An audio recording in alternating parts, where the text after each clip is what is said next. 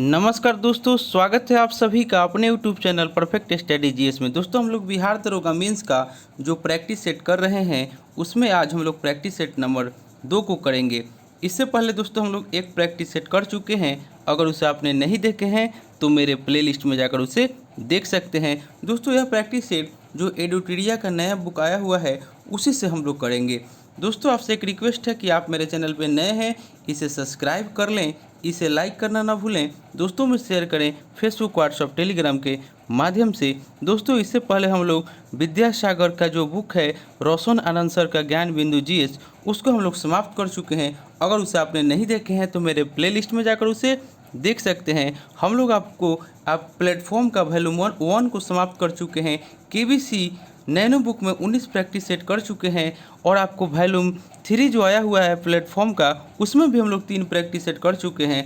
अगर उसे आपने नहीं देखे हैं तो मेरे प्लेलिस्ट में जाकर उसे देख सकते हैं। अगर दोस्तों आपको इसका पीडीएफ चाहिए तो डिस्क्रिप्शन में हम टेलीग्राम का लिंक दे दिए हैं, आप लोग वहां से प्राप्त कर लीजिएगा। तो चलिए दोस्तों, स्टार्ट करते हैं आज का प्रैक्टिस सेट। आज का पहला क्वेश्चन आपका हो जाएगा, कह रहा है कि सिंधु घाटी सभ्यता के लोग किस लिपि का प्रयोग करते थे। एक का राइट आंसर हो जाएगा ऑप्शन नंबर डी, यानी कि चित्रलिपि का प्रयोग करते थे। दोस्तों, हम एक क्वेश्चन के लिए आप लोग के लिए 3 सेकंड का समय दे रहे हैं, आप लोग इसे कोशिश कीजिए और इसे बनाइए। यानी कि सिंधु घाटी सभ्यता के लोग किस लिपि का प्रयोग करते थे, ऑप्शन नंबर डी, यानी कि चित्रलिपि का प्रयोग करते थे।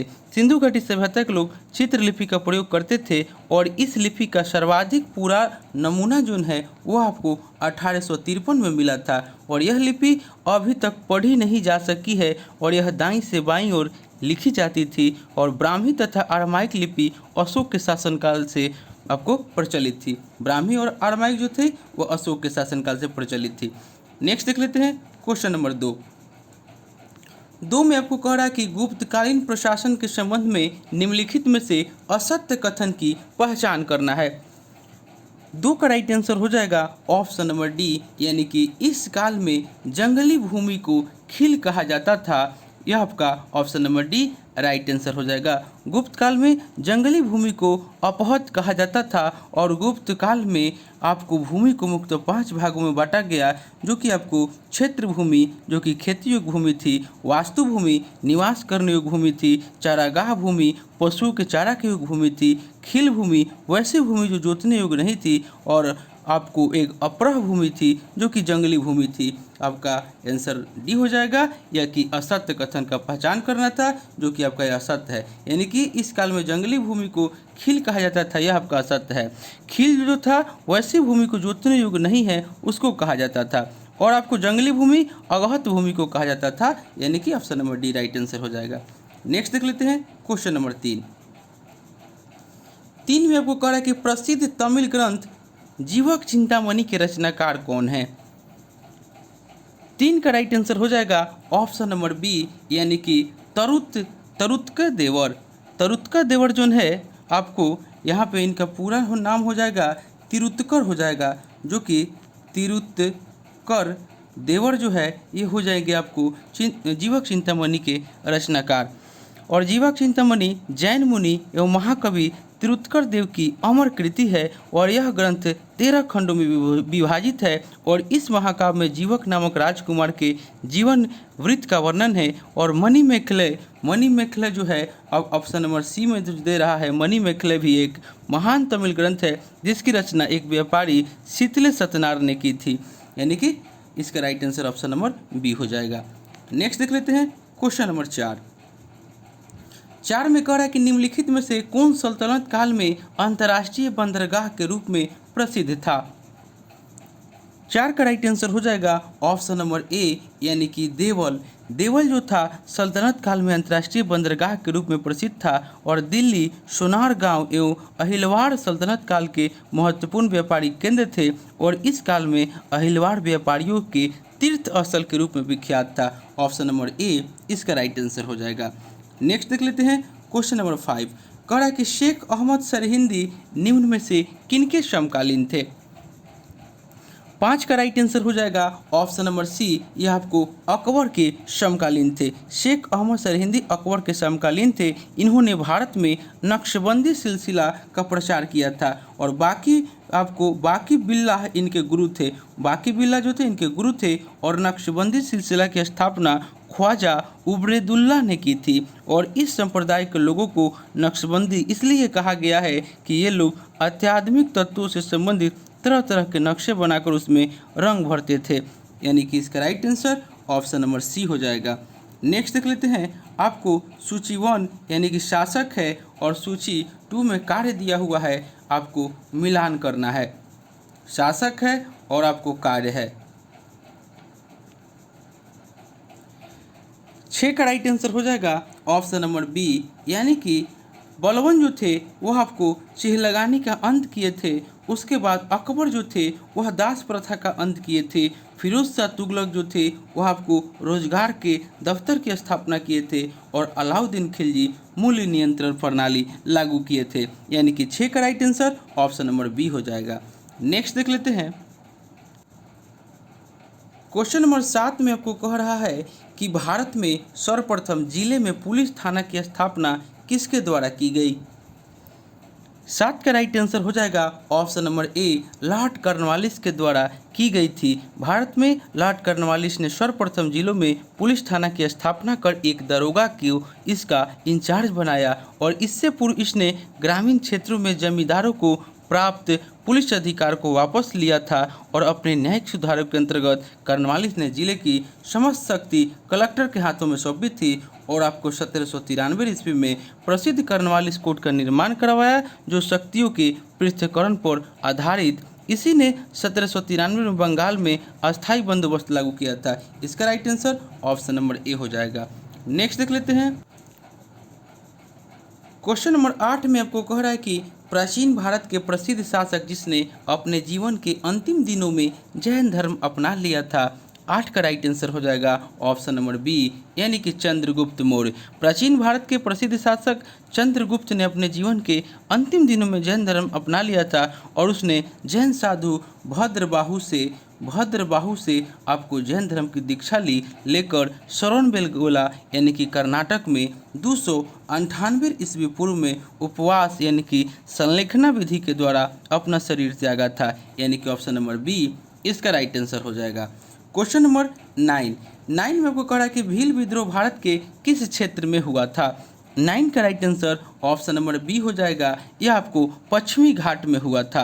भील विद्रोह भारत के पश्चिमी तट के भील आदिवासियों ने किया था और यह विद्रोह जो था आपको 1812 ईस्वी से लेकर के 19 ईस्वी के मध्य हुआ था और इस विद्रोह के नेतृत्व थे वो आपको सेवरम थे। सेवरम, इसका right answer option number B हो जाएगा, यानी कि पश्चिमी घाट। नेक्स्ट देख लेते हैं क्वेश्चन नंबर 10। क्वेश्चन नंबर 10 में आपको कह रहा है कि 1857 के विद्रोह के संबंध में आपको असत्य कथन जो है उसकी पहचान करना है। 1857 के विद्रोह के संबंध में असत्य कथन की पहचान करें। 10 का right answer option number D हो जाएगा, यानी कि इस विद्रोह के बाद वायसराय के पद को गवर्नर जनरल के पद में परिवर्तित कर दिया गया। यह कथन जो है यह आपका असत्य है। 1857 ईस्वी के विद्रोह के बाद भारत में गवर्नर जनरल के पद में परिवर्तन कर उसे वायसराय बना दिया गया और सेना में भारतीयों एवं अंग्रेजों का अनुपात जो था वह आपको 2:1 हो गया और विद्रोह के बाद 1858 ईस्वी में ब्रिटिश संसद में ने एक कानून पारित कर ईस्ट इंडिया कंपनी के अस्तित्व को समाप्त कर दिया और भारत का शासन महारानी के हाथों में सौंप दिया। और ऑप्शन देख लेते हैं, इस विद्रोह का आरंभ जो है 10 मई 1857 को हुआ था, सही है। इस विद्रोह के प्रमुख राजनीतिक कारण डलहौजी की हड़प नीति थी, ये भी आपका सही है। और इसकी असफलता का एक प्रमुख कारण राष्ट्रीय भावना का अभाव था, ये भी आपका सही है। और ऑप्शन नंबर डी जो है यह आपका असत्य कथन हो जाएगा। नेक्स्ट देख लेते हैं क्वेश्चन नंबर 11 में आपको कह रहा है कि 1893 ईस्वी में स्वामी विवेकानंद ने कहाँ पर धर्म संवाद संसद में भाग लिया था। 11 का राइट आंसर हो जाएगा ऑप्शन नंबर बी, शिकागो। 1893 ईस्वी में स्वामी विवेकानंद ने शिकागो में हुई धर्म संसद में भाग लेकर पश्चात जगत को भारतीय संस्कृति एवं दर्शन से अवगत कराया था। और स्वामी विवेकानंद ने आपको 1896 से 97 में रामकृष्ण मिशन की स्थापना कलकत्ता के समीप बराहनगर में की थी, जिसे बाद में बेलूर यानी कि कलकत्ता में स्थापित किया गया, यानी कि ऑप्शन नंबर बी इसका राइट आंसर हो जाएगा। नेक्स्ट देख लेते हैं क्वेश्चन नंबर 12 में आपको कह रहा है कि लिटन के द्वारा 1878 ईस्वी में वर्नाकुलर प्रेस एक्ट किस लोकप्रिय समाचार पत्र को लक्ष्य करके लाया गया था। 12 का राइट आंसर हो जाएगा ऑप्शन नंबर सी यानी कि सोम प्रकाश। लिटन के द्वारा 1878 में लाया गया वर्नाकुलर प्रेस एक्ट एक तत्कालीन लोकप्रिय समाचार पत्र सोम प्रकाश को लक्ष्य करके लाया गया था। और 1882 ईस्वी में लॉर्ड रिपन ने इस कानून को रद्द कर दिया। सोम प्रकाश ने बंगाल में हुए नील आंदोलन का समर्थन किया था। और आपको हिंदू पेट्रियाट के संपादक क्रिस्टो दास पाल को भारतीय पत्रकारिता का राजकुमार कहा जाता है। हिंदू पेट्रियाट के संपादक थे क्रिस्टो दास पाल, उनको भारतीय पत्रकारिता का राजकुमार कहा जाता है। इसका right answer option number C हो जाएगा। दोस्तों, अगर आपको डेली 5 प्रैक्टिस सेट अगर आपको करना है तो आप टेलीग्राम ज्वाइन कीजिए और वहाँ से आपको इसके बारे में जानकारी मिल जाएगी कि हमको 5 को प्रैक्टिस सेट जो है डेली कहाँ से प्राप्त करना है। अधिक से अधिक आप लोग अब प्रैक्टिस सेट कीजिए, क्योंकि और जो भी पढ़े हुए हैं पहले से उसका केवल रिवीजन कीजिए, एक्स्ट्रा कुछ नहीं पढ़िए और आप ज़्यादा से ज़्यादा प्रैक्टिस सेट बनाएं। नेक्स्ट हम लोग देख लेते हैं क्वेश्चन नंबर आपको 13 कह रहा है कि कांग्रेस के सूरत अधिवेशन में उग्रवादी दल का निम्नलिखित में से कौन सा प्रस्ताव नहीं पास करवाया गया था। 13 का राइट आंसर हो जाएगा ऑप्शन नंबर डी यानी कि राष्ट्रीय भाषा को प्रोत्साहन। 1907 के सूरत अधिवेशन में उग्रवादी दल ने 4 प्रस्ताव स्वदेशी स्वराज, राष्ट्रीय शिक्षा तथा विदेशी वस्त्रों के बहिष्कार को पास करवाने में सफल रहे। और इस अधिवेशन में गर्म दल एवं नरम दल में कांग्रेस का विभाजन हो गया और सूरत अधिवेशन की अध्यक्षता जो था वो आपको रास बिहारी घोष के द्वारा किया गया था। यहाँ पे आप लोग कन्फ्यूजन मत कीजिएगा, रास बिहारी बोस नहीं होकर के यहाँ पे रास बिहारी घोष होगा, जो कि सूरत अधिवेशन की अध्यक्षता किए थे, यानी कि इसका right answer option number D हो जाएगा। क्वेश्चन नंबर 14 में आपको कह रहा है कि निम्न में से कौन सा अक्रिय गैस उत्कृष्ट गैस रेडियो एक्टिव श्रेणी के रूप में माना जाता है। 14 का राइट आंसर हो जाएगा option number B radon. Radon जो है एक प्राकृतिक रूप में पाई जाने वाली रेडियोधर्मी गैस है और यह रंगहीन और गंधहीन होती है और इसका परमाणु संख्या जो है वो आपको 86 होती है और इसका उपयोग रेडियोथेरेपी के रूप में कैंसर के इलाज में होता है, यानी कि ऑप्शन नंबर बी इसका राइट आंसर हो जाएगा। नेक्स्ट देख लेते हैं क्वेश्चन नंबर 15 कह रहा है कि किस जहाज के कर्मचारियों ने 1946 ईस्वी में शाही नौसेना के विरुद्ध विद्रोह किया था। 15 का राइट आंसर हो जाएगा ऑप्शन नंबर ए यानी कि NS तलवार। 19 फरवरी 1946 को NS तलवार जहाज के कर्मचारियों ने खराब खाने के कारण शाही नौसेना के विद्रोह कर दिया और 25 फरवरी 1946 को नौसेना के विद्रोहियों ने सरदार पटेल के दबाव में आकर समर्पण कर दिया, यानी कि ऑप्शन नंबर ए इसका राइट आंसर हो जाएगा। दोस्तों, यह दरोगा का जो प्रैक्टिस एडिटोरिया का है सुबह में डेली आपको 8 AM में आपको प्राप्त हो जाएगा। क्वेश्चन नंबर 16 में आपको कह रहा है कि विश्व आंध्र भूमि दिवस कब मनाया जाता है। 16 का राइट आंसर हो जाएगा ऑप्शन नंबर सी यानी कि आपको 2 फरवरी को। 2 फरवरी को प्रतिवर्ष विश्व आंध्र दिवस मनाया जाता है। 2 फरवरी को आपको प्रतिवर्ष विश्व आंध्र भूमि दिवस मनाया जाता है और 2 फरवरी 1971 के दिन ही ईरान के रामसर शहर में आंध्र भूमियों के संरक्षण हेतु रामसर समझौते पर हस्ताक्षर किए गए थे। और आपको 2021 में रामसर समझौते की 50वीं वर्षगांठ मनाई गई। 2022 के लिए विश्व आंध्र भूमि दिवस की थीम लोगों और प्रकृति के लिए आंध्र भूमि कार्रवाई, ये आपका थीम हो जाएगा, यानी कि ऑप्शन नंबर सी इसका राइट आंसर हो जाएगा। नेक्स्ट देख लेते हैं क्वेश्चन नंबर यानी कि 17 में कह रहा है कि चूने के पानी का रासायनिक सूत्र क्या है। 17 का राइट आंसर हो जाएगा ऑप्शन नंबर सी, यानी कि CaOH2 जो है यह आपके चूने के पानी का रासायनिक सूत्र है। इसे बुझा हुआ चूना भी कहते हैं। ऑप्शन नंबर सी इसका राइट आंसर हो जाएगा। नेक्स्ट देख लेते हैं क्वेश्चन नंबर 18 में आपको कह रहा है कि निम्नलिखित में से संसदीय चुनाव क्षेत्रों का निर्धारण किस आयोग के द्वारा किया जाता है। 18 का राइट आंसर हो जाएगा ऑप्शन नंबर डी, यह आपको परिसीमन आयोग के द्वारा किया जाता है। परिसीमन आयोग का प्रमुख कार्य हाल ही की जनगणना के आधार पर विभिन्न विधानसभाओं एवं लोकसभा के निर्वाचन क्षेत्रों की सीमा का पुनः सीमांकन करना होता है और परिसीमन आयोग के आदेशों को किसी भी न्यायालय में चुनौती नहीं दी जा सकती है, यानी कि ऑप्शन नंबर डी इसका राइट आंसर हो जाएगा। 19 में आपको कह रहा है कि अंतर्राष्ट्रीय प्रकृति संरक्षण संघ की रेड डाटा बुक के अनुसार भारत की कौन सी पक्षी संकटग्रस्त है। 19 का राइट आंसर हो जाएगा ऑप्शन नंबर डी, यानी कि चीर फिजेंट। अंतर्राष्ट्रीय प्रकृति संरक्षण संघ की रेड डाटा बुक के अनुसार भारत की चीर फिजेंट संकटग्रस्त पक्षी है और यह पक्षी कश्मीर, हिमाचल एवं उत्तराखंड के हिमालयी क्षेत्रों में पाया जाता है। ऑप्शन नंबर डी इसका राइट आंसर हो जाएगा। क्वेश्चन नंबर 20 में आपको कह रहा है कि निम्नलिखित में से सबसे ज़्यादा हानिकारक वायु प्रदूषक कौन है। 20 का राइट आंसर हो जाएगा ऑप्शन नंबर ए, यानी कि सल्फर डाइऑक्साइड। सर्वाधिक हानिकारक वायु प्रदूषक सल्फर डाइऑक्साइड है। SO2 की उत्पत्ति पेट्रोल, डीजल एवं कोयला के जलने से होती है और इसकी वजह से दमा, खांसी, फेफड़ा संबंधी रोग, आँखों में जलन, सिर दर्द, सांस लेने में कठिनाई आदि परेशानी होती है। दूसरी तरफ SO2 गैस वातावरण की नमी को अवशोषित कर सल्फ्यूरिक अम्ल बनाती है, जिससे अम्ल वर्षा होती है और इस प्रकार इसे सर्वाधिक घातक वायु प्रदूषक माना जाता है। ऑप्शन नंबर ए, यानी कि सल्फर डाइऑक्साइड हो जाएगा। यहाँ पे कार्बन मोनोऑक्साइड भी दिया हुआ है, यानी कि लेकिन आपको इसका ऑप्शन नंबर ए ही इसका आंसर दे रहा है, यानी कि सल्फर डाइऑक्साइड। नेक्स्ट देख लेते हैं क्वेश्चन नंबर 21। कह रहा है कि कार में बैठा यात्री कार के अचानक चलने पर पीछे की ओर गिर जाता है, इसकी सही व्याख्या करता है।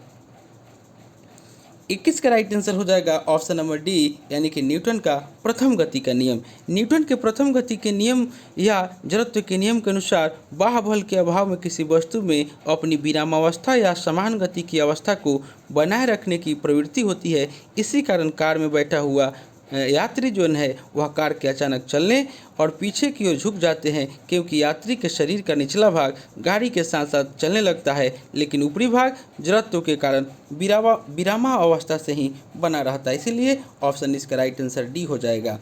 नेक्स्ट देख लेते हैं क्वेश्चन नंबर 22। क्वेश्चन नंबर 22 में कह रहा है कि सौर सेलों के निर्माण में मुख्यतः किसका प्रयोग किया जाता है। 22 का राइट आंसर हो जाएगा ऑप्शन नंबर सी, सिलिकॉन का प्रयोग किया जाता है। Option number C right answer हो जाएगा। नेक्स्ट देख लेते हैं क्वेश्चन नंबर 23 कह रहा है कि प्रतिध्वनि सुनाई देने के लिए श्रोता एवं प्रवर्तक के बीच की दूरी कम से कम कितनी होनी चाहिए। 23 का राइट आंसर हो जाएगा ऑप्शन नंबर सी, यानी कि 20 मीटर। माफ़ कीजिएगा, 23 का राइट आंसर हो जाएगा ऑप्शन नंबर डी, यानी कि 17 मीटर। यानी कि प्रतिध्वनि सुनने के लिए श्रोता या प्रवर्तक के बीच की दूरी लगभग 17 मीटर होनी चाहिए। यदि यह दूरी 17 मीटर से कम होगी तो दोनों ध्वनि मिल जाएगी और हमें प्रतिध्वनि नहीं सुनाई देगी। समुद्र की गहराई, वायुयान की ऊंचाई, कुओं की गहराई इत्यादि मापने में प्रतिध्वनि का उपयोग किया जाता है, यानी कि ऑप्शन नंबर डी इसका राइट आंसर हो जाएगा। क्वेश्चन नंबर 24 कह रहा है कि विद्युत बल्ब के तंतु यानी कि फिलामेंट का गलनांक लगभग कितना होता है। 24 का राइट आंसर हो जाएगा ऑप्शन नंबर सी, यानी कि 35,000 डिग्री सेंटीग्रेड और यह टंगस्टन धातु का बना होता है। नेक्स्ट देख लेते हैं क्वेश्चन नंबर आपको 25 में राशि है और मात्रक है, यानी कि आपको बल का मात्रक जो है वो आपका न्यूटन हो जाएगा, वेग का मात्रक जो है मीटर प्रति सेकंड हो जाएगा, संवेग का मात्रक किलोग्राम मीटर प्रति सेकंड हो जाएगा, उसके बाद घनत्व का मात्रक किलोग्राम प्रति घन मीटर हो जाएगा। यानी कि 25 का राइट आंसर जो हो जाएगा ऑप्शन नंबर ए, यानी कि ए का 1, बी का 4, सी का 1 और डी का 2। नेक्स्ट देख लेते हैं क्वेश्चन नंबर 26। 26 में कह रहा है कि गन्ने के शक्कर में सिरका बनाने में निम्नलिखित में से किस उत्प्रेरक का प्रयोग किया जाता है। 26 का राइट आंसर हो जाएगा ऑप्शन नंबर बी, यानी कि माइकोडमी एसिडी। गन्ने के शक्कर से सिरका बनाने में माइकोडमी एसिडी का प्रयोग उत्प्रेरक के रूप में किया जाता है और इन्वर्टेज एंजाइम का प्रयोग गन्ने के शक्कर से ग्लूकोज फ्रक्टोज बनाने में किया जाता है और डाई एस्टेज एंजाइम का प्रयोग स्टार्च से माल्टोज बनाने में होता है और जाइमेज एंजाइम का प्रयोग ग्लूकोज से एथिल अल्कोहल बनाने में होता है। इसका right answer option number B हो जाएगा। क्वेश्चन नंबर 27 धातु है और उसके अयस्क है। सूची 1 को सूची 2 से मिलान करना है।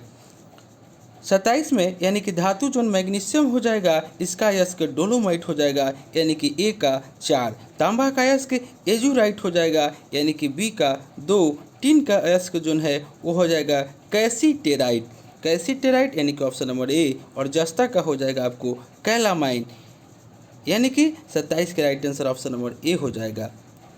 नेक्स्ट देख लेते हैं क्वेश्चन नंबर 28 में आपको कह रहा है कि नीला थोथा का रासायनिक नाम क्या है।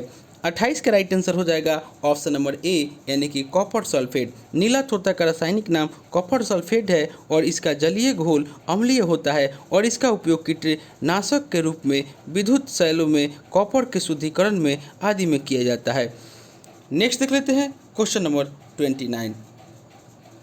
कह रहा है कि कठोर जल की कठोरता दूर करने के लिए किसका प्रयोग किया जाता है।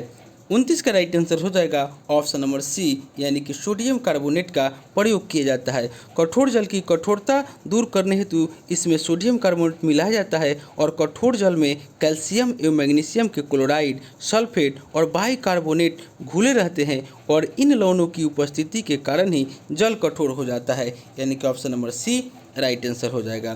क्वेश्चन नंबर 30 में कह रहा है कि धूप के चश्मे का लेंस बनाने में किस कांच का प्रयोग किया जाता है। 30 का राइट आंसर हो जाएगा ऑप्शन नंबर डी, क्रूक्स कांच का प्रयोग किया जाता है। क्वेश्चन नंबर 31 कह रहा है कि कोशिका में प्रोटीन का संश्लेषण कहाँ संपन्न होता है। 31 का राइट आंसर हो जाएगा ऑप्शन नंबर बी, राइबोसोम में संपन्न होता है। आपको कोशिका में राइबोसोम में प्रोटीन का संश्लेषण होता है, इसलिए इसे प्रोटीन के फैक्ट्री कहा जाता है और माइटोकॉन्ड्रिया को कोशिका का पावर हाउस कहा जाता है। माइटोकॉन्ड्रिया का ऑप्शन नंबर बी इसका राइट आंसर हो जाएगा। क्वेश्चन नंबर 32 दोस्तों, कोई भी क्वेश्चन में डाउट लगे आप उसे कमेंट करके पूछ सकते हैं। दूध के पास्चुराइजेशन हेतु कितने तापमान पर 30 मिनट तक गर्म किया जाता है। 32 का राइट आंसर हो जाएगा ऑप्शन नंबर सी, यानी कि 65 डिग्री सेंटीग्रेड। नेक्स्ट देख लेते हैं क्वेश्चन नंबर 33 कह रहा है कि पौधे को प्रकाश संश्लेषण के दौरान निम्न में से किसकी आवश्यकता नहीं होती है। 33 का राइट आंसर हो जाएगा ऑप्शन नंबर बी, यानी कि ऑक्सीजन की आवश्यकता नहीं होती है। पौधे प्रकाश संश्लेषण हेतु जल, प्रकाश, क्लोरोफिल एवं कार्बन हाई ऑक्साइड की आवश्यकता होती है और ऑक्सीजन की आवश्यकता नहीं होती है, बल्कि इस दौरान ऑक्सीजन मुक्त होता है, यानी कि option number B right answer हो जाएगा। क्वेश्चन नंबर 34 कह रहा है कि निम्नलिखित में से कौन एक कीटभक्षी पौधा है। 34 का राइट आंसर हो जाएगा ऑप्शन नंबर ए, यानी कि बटर बर्ड जो है यह आपको एक कीटभक्षी पौधा है। नेक्स्ट देख लेते हैं क्वेश्चन नंबर 35 में फल है और खाने योग्य भाग दे रहा है, यानी कि उसका मिलान करना है सूची 1 को सूची 2 से। फल है, खाने योग्य भाग है। आम का खाने योग्य भाग जो होता है वह आपका मध्यवित्ती होता है। सेब का खाने योग्य भाग गुद्देदार पुष्पासन, ऑप्शन नंबर 3। टमाटर का खाने योग्य भाग जो होता है वह आपका बेरी होता है और आपको लीची का खाने योग्य भाग गुद्देदार एरिल होता है, यानी कि 35 का right answer option number C हो जाएगा। नेक्स्ट देख लेते हैं क्वेश्चन नंबर 36 में आपको कह रहा है कि ग्वाइटर नामक बीमारी मनुष्य में निम्नलिखित में से किसकी कमी के कारण होती है। 36 का राइट आंसर हो जाएगा ऑप्शन नंबर डी, यह आपको आयोडीन की कमी के कारण होती है। नेक्स्ट देख लेते हैं क्वेश्चन नंबर 37 कह रहा है कि उल्टी का नियंत्रण मस्तिष्क का कौन सा भाग करता है।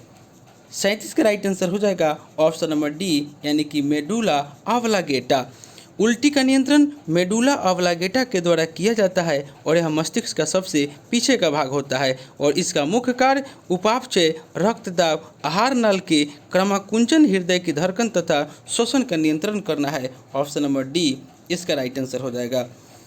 38 में आपको कह रहा है कि मानव रक्त के संबंध में कौन सा कथन सही नहीं है। 38 का राइट आंसर हो जाएगा ऑप्शन नंबर बी, यानी कि प्लाज्मा रक्त का जीवित तरल भाग होता है, यह कथन सही नहीं है। प्लाज्मा जो है रक्त का अजीवित तरल भाग होता है, यहाँ पे जीवित दे रहा है और रक्त का लगभग 60% भाग जो है वो आपको प्लाज्मा होता है और मानव शरीर में रक्त की मात्रा शरीर के भार का लगभग 7% होता है और रक्त एक क्षारीय विलयन होता है और इसका पीएच मान जो है रक्त का 7.4 होता है और एक वयस्क मनुष्य में 5 से 6 लीटर जो है रक्त होता है, यानी कि इसका right answer option number B हो जाएगा, यानी कि प्लाज्मा रक्त का जीवित तरल भाग होता है। यह गलत है, अजीवित तरल भाग होता है, ये आपका हो जाएगा। और यह एक तरल संयोजी ऊतक है, सही है। फ्राई विनोजन रहित प्लाज्मा सेरम कहलाता है और आरबीसी का निर्माण अस्थिमज्जा में होता है, सही है, लेकिन ऑप्शन नंबर बी जो है यह कथन सही नहीं है। नेक्स्ट देख लेते हैं। क्वेश्चन नंबर 39 में कह रहा है कि पशुओं का वीर्य भंडारण करने हेतु निम्नलिखित में से किसका प्रयोग किया जाता है। 39 का राइट आंसर हो जाएगा ऑप्शन नंबर ए, यानी कि तरल नाइट्रोजन का। उच्च नस्ल के पशुओं के वीर्य को संरक्षित करने हेतु उसे तरल नाइट्रोजन से भरे सिलेंडरों में रखा जाता है और इसमें अति निम्न तापमान पर वीर्य को भंडारित किया जाता है, यानी कि ऑप्शन नंबर ए इसका राइट आंसर हो जाएगा। क्वेश्चन नंबर 40 कह रहा है कि केंद्रीय मत्स्य पालन और समुद्री इंजीनियरिंग प्रशिक्षण संस्थान कहाँ स्थित है। 40 का right answer option number B हो जाएगा, यह आपको क्वेश्चन में है। नेक्स्ट देख लेते हैं क्वेश्चन नंबर आपको 41 में आपको कह रहा है कि निम्नलिखित में से किस शैल समूह की चट्टानें खनिज पदार्थों की दृष्टि से उत्तम मानी जाती है। 41 का राइट आंसर हो जाएगा ऑप्शन नंबर सी, यानी कि धरवार शैल समूह। धरवार शैल समूह की चट्टानें खनिज पदार्थों की उपलब्धता की दृष्टि से उत्तम मानी जाती है और इस शैल समूह की चट्टानें सबसे पहले बनी हुई अवसादी शैलें है, यानी कि ऑप्शन नंबर सी इसका राइट आंसर हो जाएगा। क्वेश्चन नंबर 42 कह रहा है कि केदारनाथ पर्वत शिखर हिमालय के किस भाग में स्थित है। 42 का राइट आंसर हो जाएगा ऑप्शन नंबर डी, यह आपको कुमायूं हिमालय में है। केदारनाथ पर्वत शिखर कुमायूं हिमालय में स्थित है और आपको कुमायूं हिमालय में स्थित महत्वपूर्ण स्थल है कामेत, त्रिशूल, बद्रीनाथ, दुनगिरी और गंगोत्री जो है आपको कुमायूं हिमालय में स्थित है। नेक्स्ट देख लेते हैं। क्वेश्चन नंबर आपको 43 में प्रमुख नदी है और सहायक नदी यानी कि सूची 1 को सूची 2 से मिलान करना है। चंबल नदी जो कि हो जाएगा सहायक नदी, काली सिंध हो जाएगा यानी कि 1 का 4, यमुना का सहायक सिंध हो जाएगा और ब्रह्मपुत्र का सहायक जो है वह आपका संकोश हो जाएगा और तापी का सहायक अनेर हो जाएगा, यानी कि 43 का right answer option number A हो जाएगा। नेक्स्ट देख लेते हैं क्वेश्चन नंबर 44 कह रहा है कि निम्न में से कौन सी मिट्टी कपास की खेती हेतु सर्वाधिक उपयुक्त होती है। 44 का right answer option number A हो जाएगा, काली मिट्टी। कपास की खेती हेतु काली मिट्टी सर्वाधिक उपयुक्त होती है और यह मिट्टी दक्षिण प्रायद्वीपीय पठार के लावा क्षेत्र में पाई जाती है और इसका विस्तार गुजरात, महाराष्ट्र और पश्चिमी मध्य प्रदेश, उत्तरी कर्नाटक आदि राज्यों में पाया जाता है और इसका सर्वाधिक विस्तार जो है वह महाराष्ट्र में पाया जाता है, यानी कि ऑप्शन नंबर ए इसका राइट आंसर हो जाएगा। क्वेश्चन नंबर 45 कह रहा है कि कोयाली तेल शोधक कारखाना किस राज्य में स्थित है। 45 का राइट आंसर हो जाएगा ऑप्शन नंबर बी, यह आपको गुजरात में स्थित है। और डिंगबुई जो है डिंगबुई तेल शोधक कारखाना असम में स्थित है। नेक्स्ट देख लेते हैं क्वेश्चन नंबर 46 कह रहा है कि जनगणना 2011 के अनुसार सर्वाधिक दशकीय जनसंख्या वृद्धि दर वाले राज्यों एवं केंद्र शासित क्षेत्र को घटते क्रम में सजाना है। 46 का right answer option number B हो जाएगा, यानी कि पहले मेघालय, उसके बाद अरुणाचल प्रदेश, उसके बाद बिहार और अंत में जम्मू कश्मीर, यानी कि 46 का right answer option number B हो जाएगा। नेक्स्ट देख लेते हैं क्वेश्चन नंबर 47 कह रहा है कि बारकी बहुउद्देशीय नदी घाटी परियोजना किस राज्य में स्थित है। 47 का राइट आंसर हो जाएगा ऑप्शन नंबर सी, यह आपको मध्य प्रदेश राज्य में स्थित है। नेक्स्ट देख लेते हैं क्वेश्चन नंबर 48 में कह रहा है कि निम्नलिखित में कौन सुमेलित है रेगिस्तान है और महाद्वीप है। 48 का राइट आंसर हो जाएगा ऑप्शन नंबर डी, यानी कि सभी सुमेलित है, यानी कि गोबी जोन है वह एशिया, कालाहारी अफ्रीका और ग्रेट विक्टोरिया जोन है वह ऑस्ट्रेलिया। ऑप्शन नंबर डी इसका राइट आंसर हो जाएगा। क्वेश्चन नंबर 49 कह रहा है कि निम्न में से असत्य कथन की पहचान करना है। 49 का right answer option number D हो जाएगा, यानी कि रबड़ का सर्वाधिक उत्पादन मलेशिया में होता है, यह आपका असत्य कथन है। विश्व का सर्वाधिक रबड़ उत्पादक देश थाईलैंड है और विश्व का सर्वाधिक कपास उत्पादक देश अमेरिका है। विश्व का सर्वाधिक कहवा उत्पादक देश ब्राज़ील है और विश्व का सर्वाधिक चावल और गेहूं उत्पादक देश चीन है, यानी कि इसका right answer option number D हो जाएगा। यह आपको गलत है।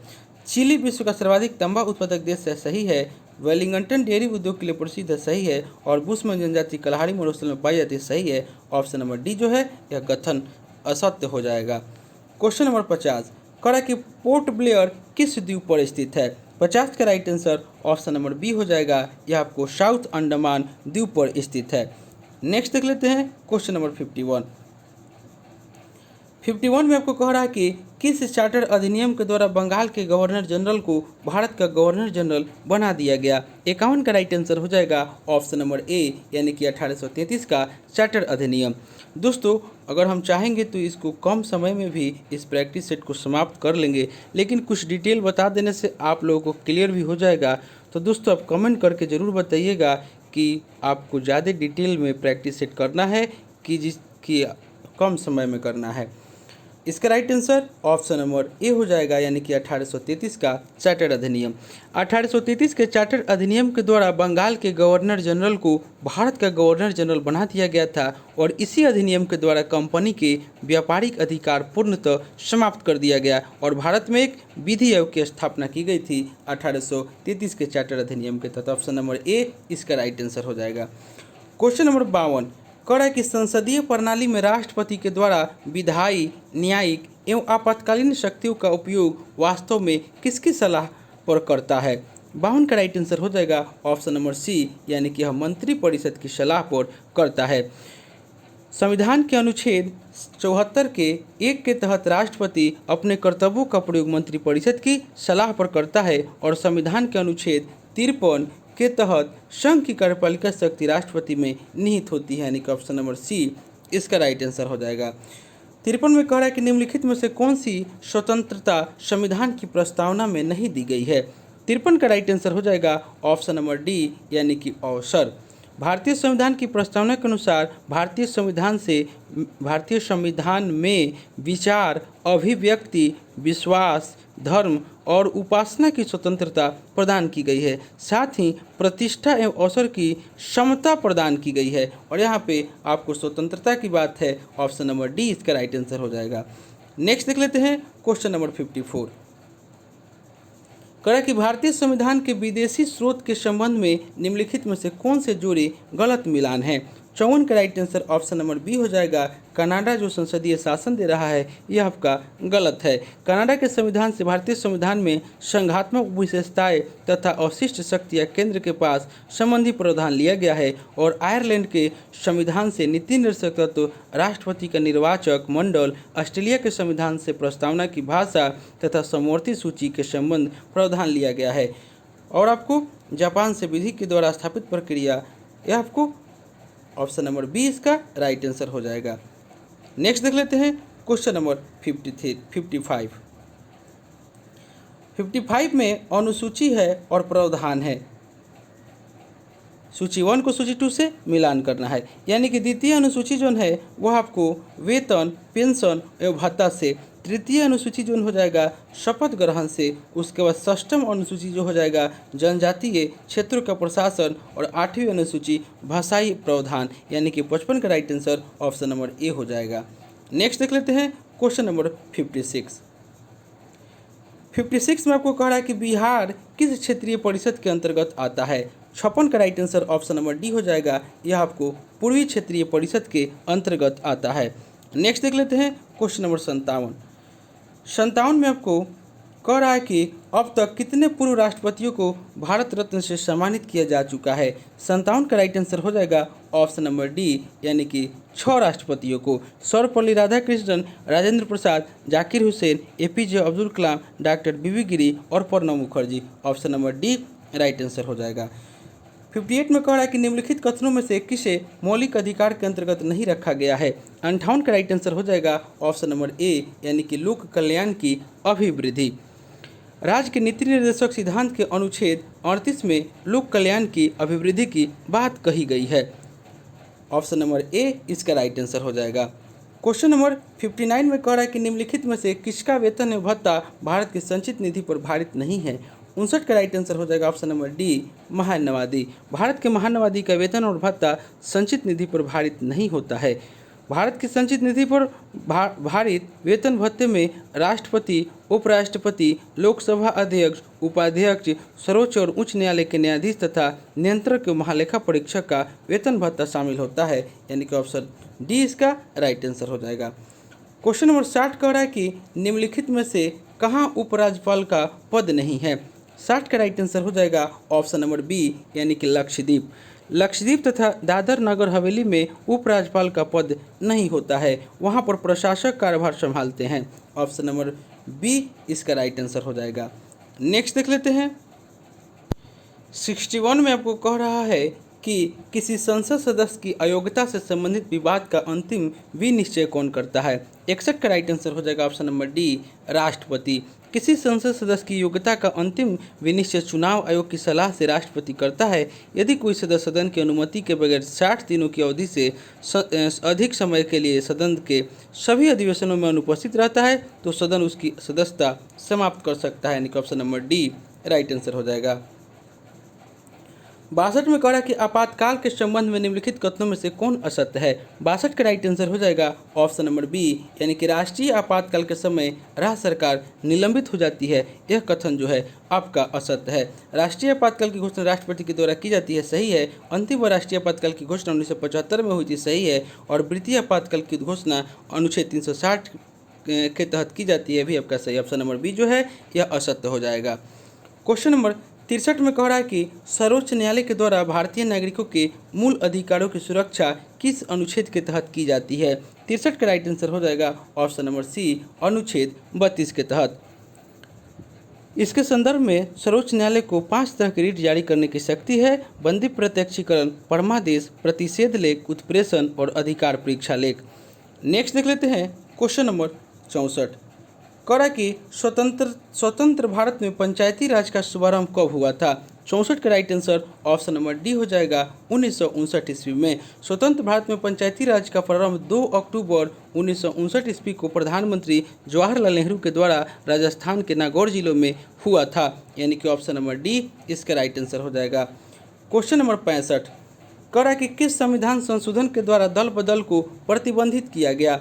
65 का right answer option number A हो जाएगा, यानी कि 52वां संविधान संशोधन 1985 के द्वारा दल बदल को प्रतिबंधित किया गया और दल बदल विरोधी प्रावधानों को संविधान की 10वीं अनुसूची में रखा गया है, यानी कि ऑप्शन नंबर ए इसका राइट आंसर हो जाएगा। क्वेश्चन नंबर 66 में कह रहा है कि मुद्रा पूर्ति की किस अवधारणा को संकुचित मुद्रा कहा जाता है। 66 का right answer option number A हो जाएगा, यानी कि M1 मुद्रा। नेक्स्ट देख लेते हैं क्वेश्चन नंबर 67। कह रहा है कि न्यूनतम समर्थन मूल्य की सिफारिश निम्नलिखित में से किस संस्था के द्वारा की जाती है। 67 का राइट आंसर हो जाएगा ऑप्शन नंबर सी, यानी कि कृषि लागत और मूल्य आयोग। वह मूल्य जिससे कम मूल्य पर किसान से कृषि उपज नहीं खरीदी जा सकती है उसे MSP कहते हैं और यह भारत सरकार तय करती है कि कृषि लागत और मूल्य आयोग कृषि और किसान मंत्रालय के अंतर्गत आता है, यानी कि ऑप्शन नंबर सी इसका राइट आंसर हो जाएगा। क्वेश्चन नंबर 68 में आपको कह रहा है कि स्वतंत्रता के पश्चात 1947 में किसकी अध्यक्षता में आर्थिक नियोजन समिति का गठन किया गया था। 68 का right answer option number C हो जाएगा, यानी कि जवाहरलाल नेहरू। स्वतंत्रता पश्चात 1947 में जवाहरलाल नेहरू की अध्यक्षता में आर्थिक नियोजन समिति का गठन किया गया था। बाद में इसी समिति की सिफारिश पर योजना आयोग का गठन किया गया और प्रथम पंचवर्षीय योजना की शुरुआत 1951 में हुई थी। ऑप्शन नंबर सी इसका राइट आंसर हो जाएगा। क्वेश्चन नंबर 69 कह कड़ा कि विनिवेश कमीशन के पहले अध्यक्ष कौन थे? 69 का राइट आंसर हो जाएगा ऑप्शन नंबर ए यानी कि जीवी रामकृष्ण। विनिवेश आयोग के पहले अध्यक्ष जीवी रामकृष्ण थे और 1996 ईस्वी में विनिवेश के मुद्दे पर समीक्षा सुझाव तथा विनियमन के लिए विनिवेश कमीशन का गठन किया गया था। ऑप्शन नंबर ए इसका राइट आंसर हो जाएगा। क्वेश्चन नंबर 70 में कह रहा है कि जिस बजट में सरकार की कुल आय एवं कुल व्यय बराबर होते हैं उसे क्या कहा जाता है? 70 का राइट आंसर हो जाएगा ऑप्शन नंबर सी, उसे संतुलित बजट कहा जाता है। नेक्स्ट देख लेते हैं। 71 में आपको कह रहा है कि हाल ही में किस देश ने दुनिया के पहले पौधे से प्राप्त कोविड-19 वैक्सीन को मंजूरी दी है? 71 का राइट आंसर हो जाएगा ऑप्शन नंबर ए यानी कि कनाडा। पहला प्लांट आधारित कोविड-19 वैक्सीन के उपयोग को मंजूरी देने वाला कनाडा दुनिया का पहला देश बन गया है। इस वैक्सीन का प्रभाव दर लगभग 70 से 72% है, यानी कि ऑप्शन नंबर ए इसका राइट आंसर हो जाएगा। क्वेश्चन नंबर 72 कह रहा है कि भारतीय प्रतिभूति और विनिमय बोर्ड की पहली महिला प्रमुख कौन बनी है? 72 का राइट आंसर हो जाएगा ऑप्शन नंबर सी यानी कि माधवी पुरी। नेक्स्ट देख लेते हैं क्वेश्चन नंबर 73 कह रहा कि हाल ही में किस मंत्रालय के द्वारा माई पार्किंग ऐप को जारी किया गया है? 73 का राइट आंसर हो जाएगा ऑप्शन नंबर डी यानी कि सूचना एवं प्रसारण मंत्रालय के द्वारा। नेक्स्ट देख लेते हैं क्वेश्चन नंबर 74 कह रहा है कि वन स्थिति रिपोर्ट 2021 के अनुसार बिहार में तथा भारत में क्रमशः वनावरण का प्रतिशत क्या है? 74 का राइट आंसर हो जाएगा ऑप्शन नंबर सी यानी कि 7.84% आपको बिहार में और भारत में 21.71% यानी कि option number C right answer हो जाएगा। क्वेश्चन नंबर दोस्तों, आप मेरे चैनल पर नए हैं तो प्लीज़ इसे सब्सक्राइब कर लीजिएगा, इसे लाइक करना ना भूलें, दोस्तों में शेयर करें फेसबुक व्हाट्सएप टेलीग्राम के माध्यम से। 75 कह रहा है कि बिहार बजट 2022-23 को मुख्यतः कितने मुख्य सूत्रों में विभाजित कर पेश किया गया है? बिहार बजट 2022-23 को मुख्यतः कितने मुख्य सूत्रों में विभाजित कर पेश किया गया? 75 का right answer option number C हो जाएगा, यानी कि 6 मुख्य सूत्रों में विभाजित करके पेश किया गया है। Option number C right answer हो जाएगा। 76 में कह रहा है कि ऑस्ट्रेलियाई ओपन 2022 महिला एकल का खिताब किसने जीता है? 76 का right answer option number A हो जाएगा, यानी कि एशले बार्टी ने। नेक्स्ट देख लेते हैं क्वेश्चन नंबर 77 कह रहा है कि ओपेक का मुख्यालय कहाँ स्थित है? 77 का राइट आंसर हो जाएगा ऑप्शन नंबर ए यानी कि वियना। ओपेक का मुख्यालय वियना यानी कि ऑस्ट्रिया में स्थित है। नेक्स्ट देख लेते हैं क्वेश्चन नंबर 78 कह रहा है कि CITES किससे संबंधित एक अंतर्राष्ट्रीय संस्था है? 78 का राइट आंसर हो जाएगा ऑप्शन नंबर डी यानी कि लुप्त प्राय पौधे और जानवरों का संरक्षण। ऑप्शन नंबर डी इसका राइट आंसर हो जाएगा। क्वेश्चन नंबर 79 में कह रहा है कि वॉकर कप किस खेल से संबंधित है? 79 का राइट आंसर हो जाएगा ऑप्शन नंबर डी, यह आपको गोल्फ खेल से संबंधित है। क्वेश्चन नंबर 80 कह रहा है कि सबसे कम घनत्व वाला ग्रह है? 80 का राइट आंसर हो जाएगा ऑप्शन नंबर सी शनि। शनि सबसे कम घनत्व वाला ग्रह है। यह आकाश में दूसरा सबसे बड़ा ग्रह है और इसकी प्रमुख विशेषता इसके चारों ओर जो है वलय का होना है और आकाश में यह पीले तारे के समान दिखाई देता है और शनि का सबसे बड़ा उपग्रह जो है वो आपको टाइटन है। ऑप्शन नंबर सी इसका राइट आंसर हो जाएगा। क्वेश्चन नंबर 81 में आपको रीजनिंग का क्वेश्चन है। आपको इसमें जो कह रहा है कि प्लस का अर्थ गुना, तो उसी तरह आपको इसमें सजा दीजिएगा, उसके बाद इसको सॉल्व कीजिएगा। इसका right answer option number A आ जाएगा 190। इसमें आपको दे रहा है कि ए का वैल्यू 26, टी का वैल्यू 55 यानी कि टी का 20 होता है, ई का 5 और ए का 1 होता है, यानी कि आपको 20 5 25 और 1 20 5 25 और 1 26। तो यहाँ पे आपको 55 दे रहा है, उसके बाद इसका आपको पूछ रहा है लिखने के लिए। तो 82 में आपको क्या कर रहा है कि इसका विपरीत कर दे रहा है, यानी कि टी का उल्टा जोन होता है वह जी होता है, यानी कि जी का 7 हो जाएगा, और ई का उल्टा जोन होता है वी होता है, यानी कि वी का 22 हो जाएगा, और ए का उल्टा जेड होता है, यानी कि जेड का 26 हो जाएगा। सबको काउंट कीजिएगा तो यहाँ पे 55 हो जाएगा। उसी तरह ये जो दिया हुआ है इसका भी उल्टा आपको करना है, तो इसका राइट आंसर आ जाएगा ऑप्शन नंबर बी यानी कि 90। यानी कि एस का उल्टा आप कीजिएगा तो और पी का उल्टा ए का उल्टा यानी कि एच का उल्टा एच हो जाएगा, हाई स्कूल यानी कि एच हो जाएगा। पी का उल्टा यानी कि के पी ठाकुर होता है के हो जाएगा, ए का जेड हो जाएगा और टी का जी हो जाएगा, फिर टी का जी हो जाएगा, फिर ई का वी हो जाएगा और इंडियन रेलवे यानी कि आर का आई हो जाएगा। यानी कि सबको आप काउंट कीजिएगा, option number B right answer हो जाएगा। क्वेश्चन नंबर 83 डायरेक्शन का क्वेश्चन है, इसको आप लोग सॉल्व कीजिएगा तो इसका right answer option number A हो जाएगा यानी कि उत्तर। क्वेश्चन नंबर आपको 84 इसमें भी है आपको कुट भाषा में इतना को इतना के रूप में लिखा जाता है, उसी कुट भाषा में इसको कैसे लिखा जाएगा इसे आप लोग सॉल्व कीजिएगा, इसका राइट आंसर हो जाएगा option number B.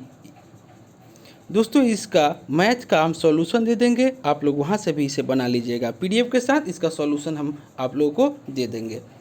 Question number 85 दी गई श्रृंखला में अगला पद, यहाँ 3 है, यहाँ 7 है, 11 है, 15 है, यानी कि 3 4 7 4 11 4 15 तो 4 20 हो जाएगा। तो केवल 20 आपको इसी में है, डायरेक्ट आपको आंसर ऑप्शन नंबर डी हो जाएगा।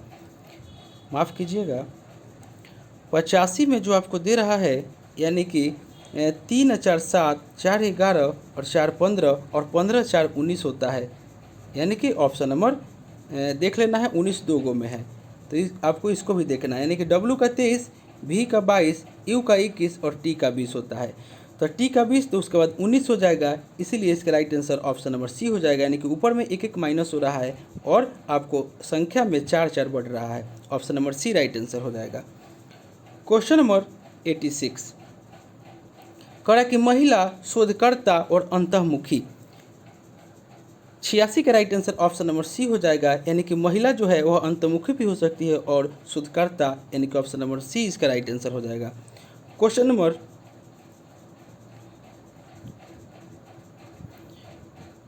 नंबर 87 इसको आप सॉल्व कीजिएगा, यानी कि 5 × 5 फिर माइनस 5 × 2 कीजिएगा तो यह 15 हो जाएगा। उसी तरह इसमें आप 8 × 3 और फिर माइनस कीजिएगा 8 × 2, इसका right answer option number B हो जाएगा, यानी कि 3। क्वेश्चन नंबर 88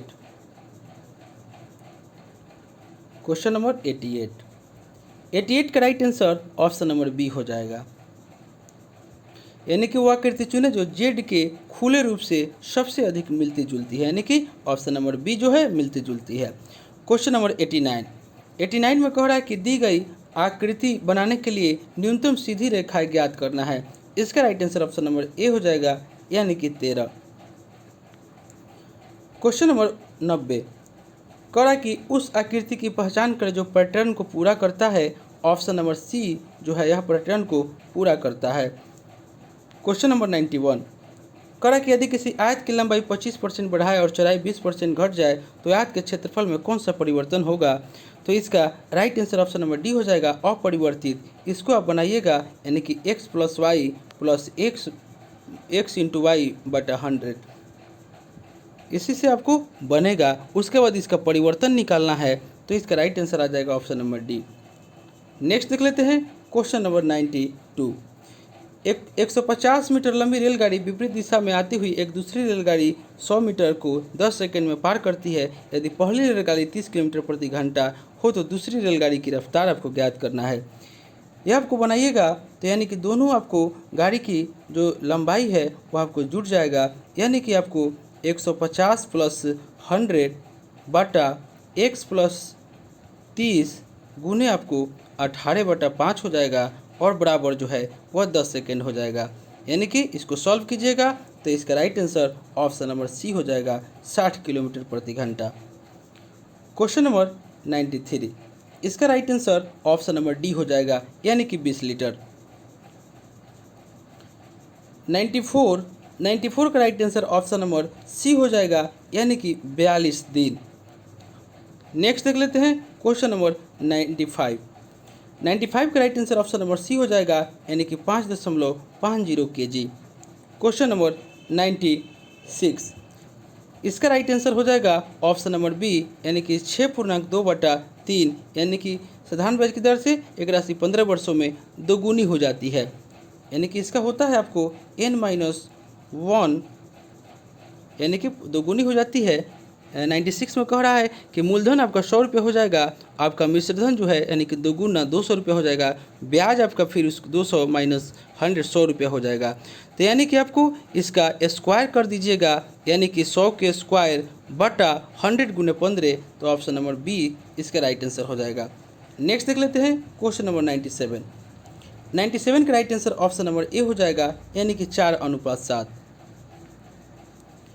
क्वेश्चन नंबर 98, इसका right answer option number C हो जाएगा, यानी कि 100%।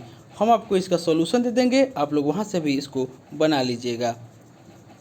99 का right answer option number B हो जाएगा, यानी कि माफ़ कीजिएगा बी हो जाएगा, यानी कि -1। और अंतिम क्वेश्चन जो दे रहा है इसका right answer option number D हो जाएगा, यानी कि गुरुत्व केंद्र। तो दोस्तों यह प्रैक्टिस सेट जो हम लेकर आए थे, यह आपको बिहार दरोगा मेंस का जो एडिटोरिया का प्रैक्टिस सेट आया हुआ है, उसी के प्रैक्टिस सेट नंबर 2 को लेकर आए थे। इससे पहले हम लोग एक प्रैक्टिस सेट कर चुके हैं, अगर उसे आपने नहीं देखे हैं तो मेरे प्लेलिस्ट में जाकर उसे देख सकते हैं। दोस्तों आप मेरे चैनल पर नए हैं तो प्लीज़ इसे सब्सक्राइब कर लें, इसे लाइक करना ना भूलें, दोस्तों में शेयर करें फेसबुक, व्हाट्सएप, टेलीग्राम के माध्यम से। और इसका पीडीएफ चाहिए तो डिस्क्रिप्शन में हम टेलीग्राम का लिंक दे दिए, आप लोग वहाँ से प्राप्त कर सकते हैं। और दोस्तों मैथ और रीजनिंग का हम आपको पूरा सॉल्यूशन के साथ इसका देंगे प्रैक्टिस आपका पीडीएफ। तो चलिए दोस्तों मिलते हैं नेक्स्ट वीडियो में, तब तक के लिए धन्यवाद।